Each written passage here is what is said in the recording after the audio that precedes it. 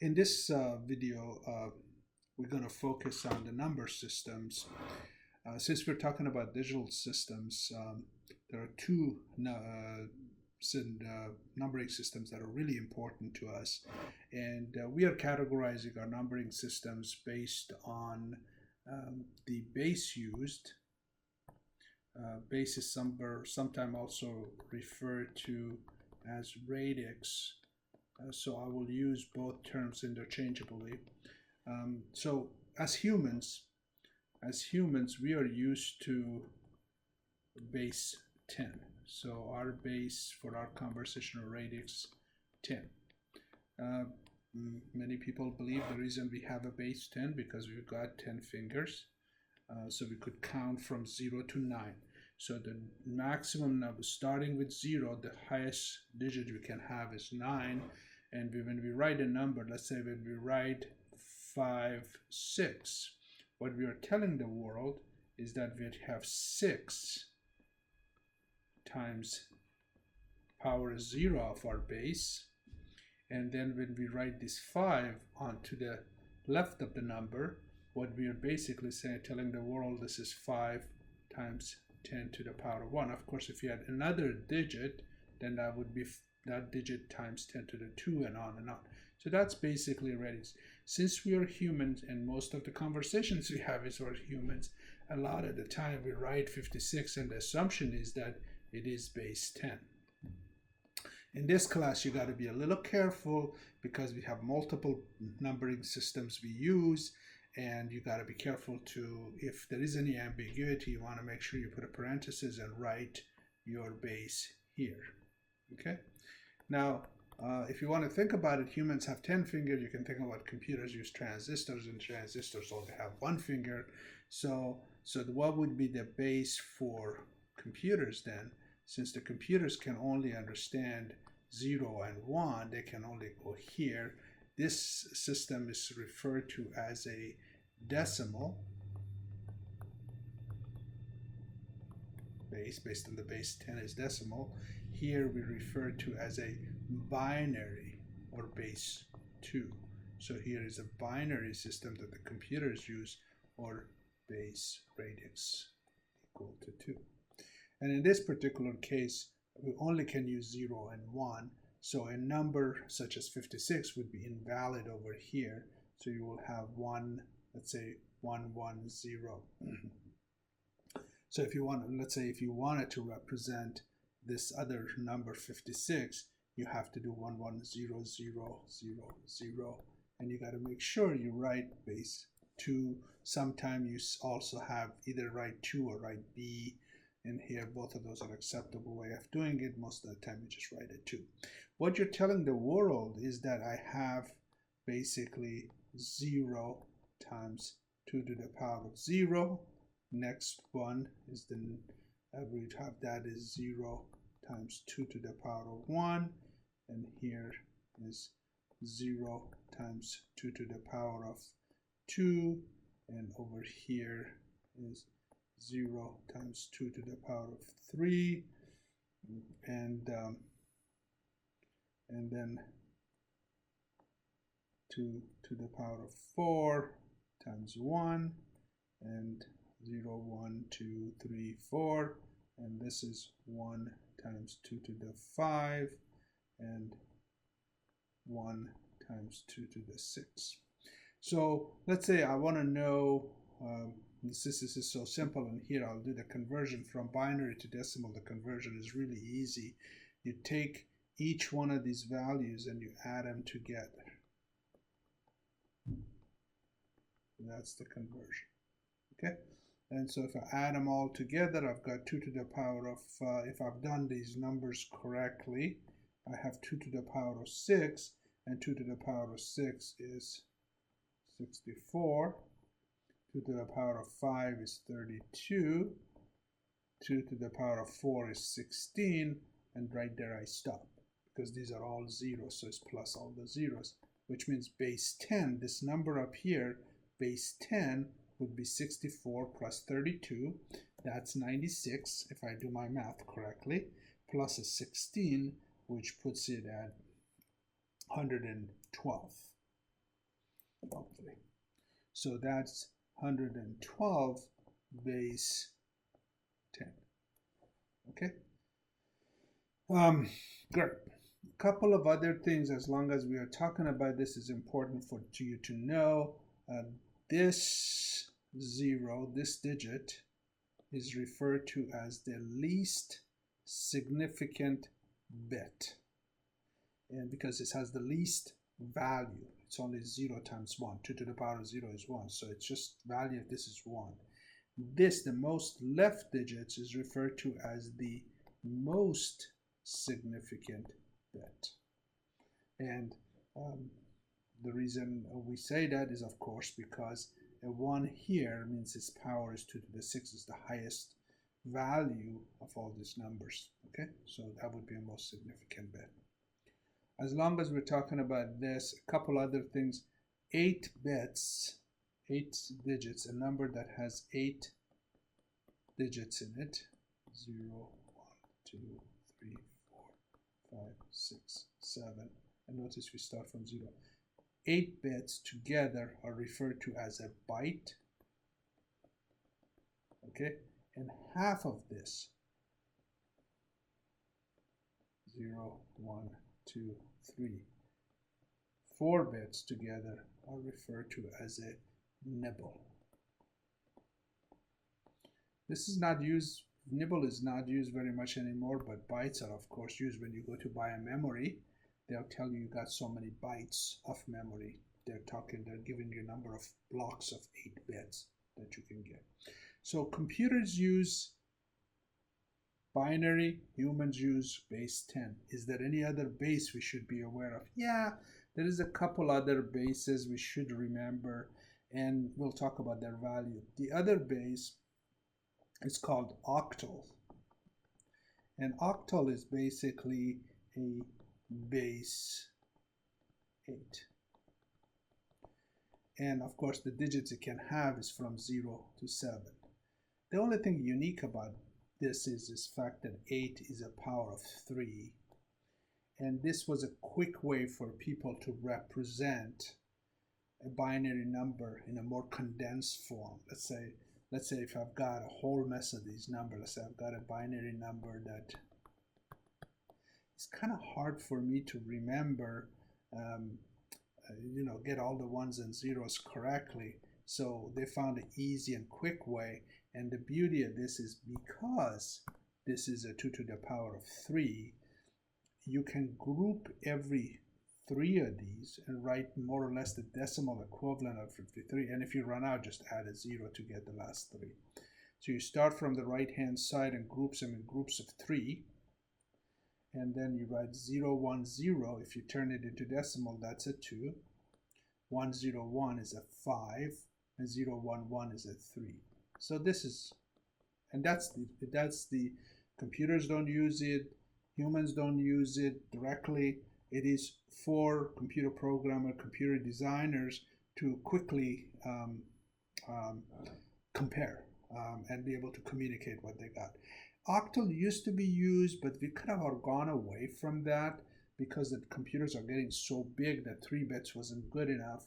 So what we are doing now, we are starting to look at another one we call hex.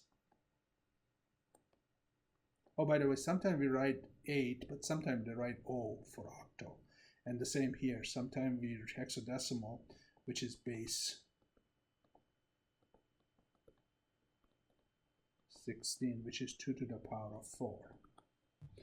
And that means I gotta go from digit 0 to digit 9. They didn't want to write the because this can go up to 15, right? They can have, actually let me erase that and write it. 15, because base is 16, you can go all the way up to 15 digits. They didn't want to have 2 digits for 1 digit of hex. So what they do from 0 to 9, you just use the numbers. 10, they use an A, 11, B, 12, C, 13, D, 14, E, and 15, F. So they use F to represent, A through F to represent the double digit portions of it. So why did they use this? They use this because now I can take a binary number let's say 11011100000.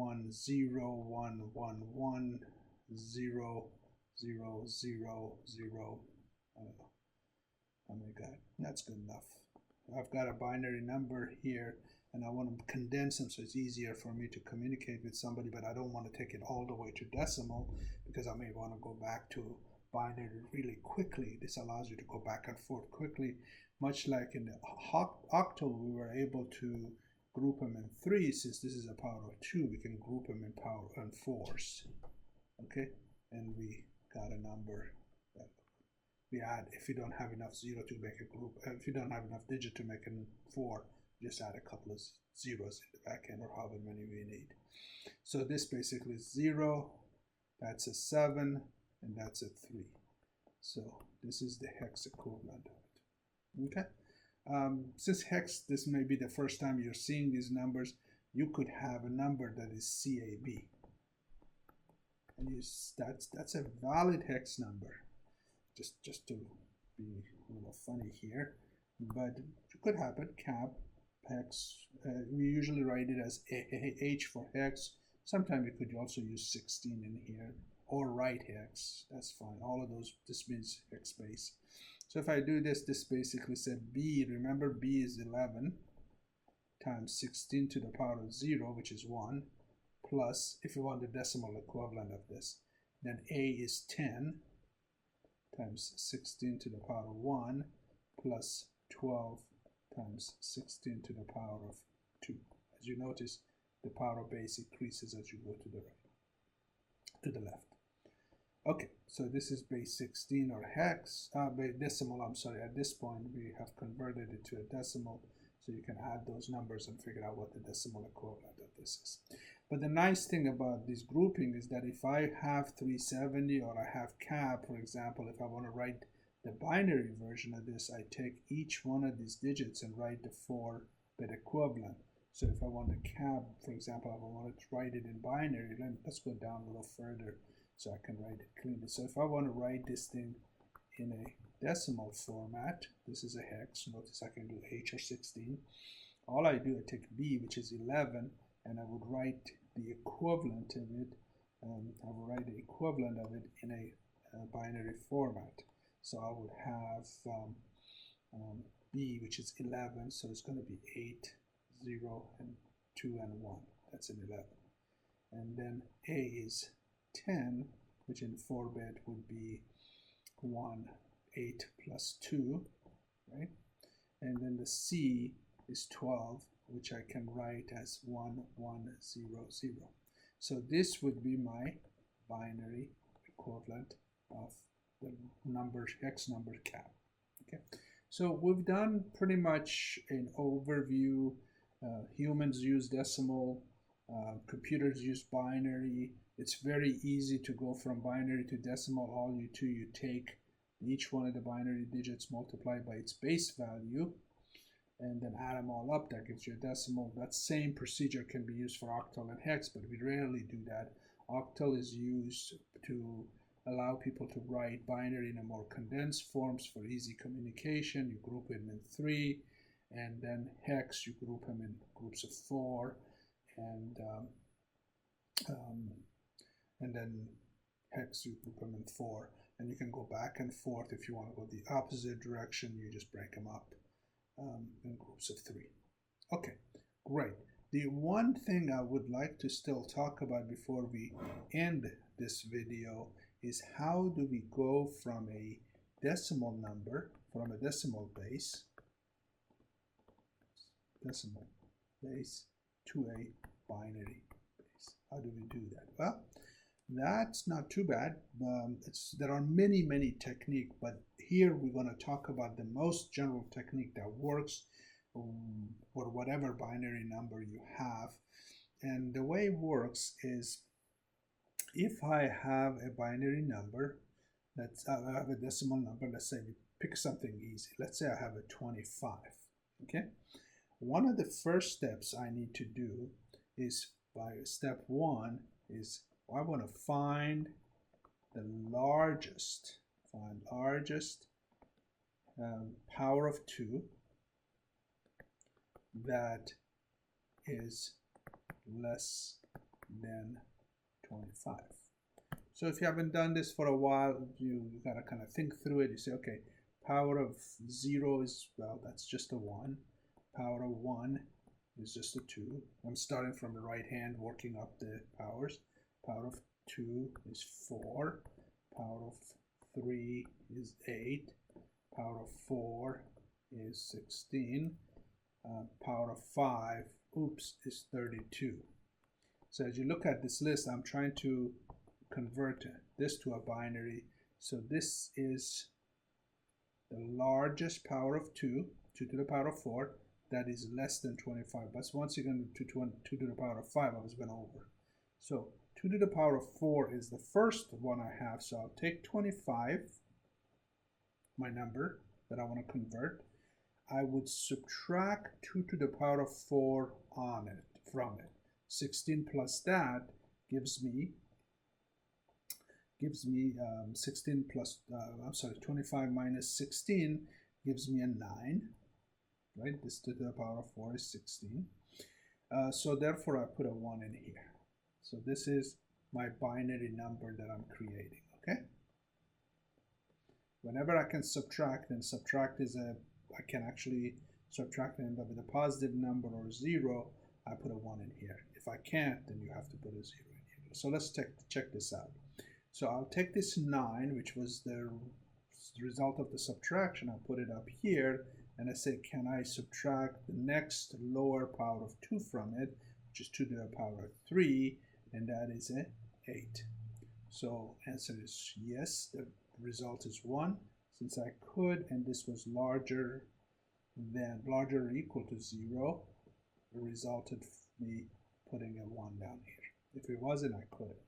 And now we're going to get an example, because now I'm going to take this 1, which is the result, I'll put it up here, and 2 to the power of 2, which is 4, I cannot subtract it, right? This is less than 0, that's the result of the subtraction. Therefore, I'll put a 0 here. 1 goes over. Now I'm going to subtract it from 2 to the power of 1, which is a 2, and it's still the answer is less than 0, so I'm going to go here and put a 0 in here. And then I'll take 1 over here, 2 to the power of 0. We know 2 to the power of 0 is 1. This is a 0, so this is a 1, because the answer is larger or equal to 0. And since the remainder is 0, that's the end of the road. I'm done. There's nothing else after this. So this is my binary number. The process is very simple. There are many variations of this technique, but this is the general technique, would work on any number, including if you ever had a decimal number. So let me go ahead and give you an example. Let's say instead of 25, you had 20.75, and you want to convert this to a binary number. So you say, okay, what is the largest power of 2 that I can, and you know that from the previous one, that is 2 to the 14. So 2 to the 4, or 16. Okay, so now, same process. I got this, I'm going to subtract it. I got 4.75 out of here. That means I'm going to put a 1 in here. I'll take that up here, 4.75. Can I subtract that from 2 to the power of 3, which is 8? The answer is no, you cannot, because the answer is going to be less than 0. So you put a 0 in here, you carry forward to the next place, 4.75. Can I subtract 2 to the power of 2, which is 4? The answer is no, you can't. Oh, yes, you can. I'm sorry. So it's 0.75, so that'll be a 1. Take 0.75 over here. Can I subtract it from 2 to the power of 1? No. The answer, if you do it, is less than 0, so we put a 0 in here. We're going to carry this one more time, 75. Can I subtract it from 2 to the 0?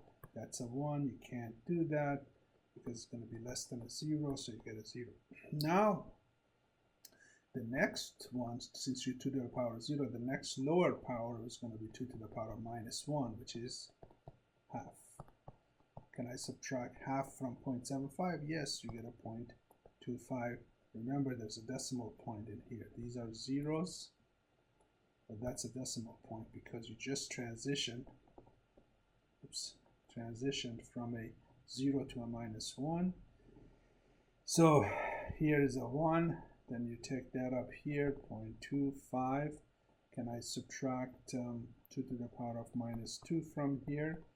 Sure, that is 0.25.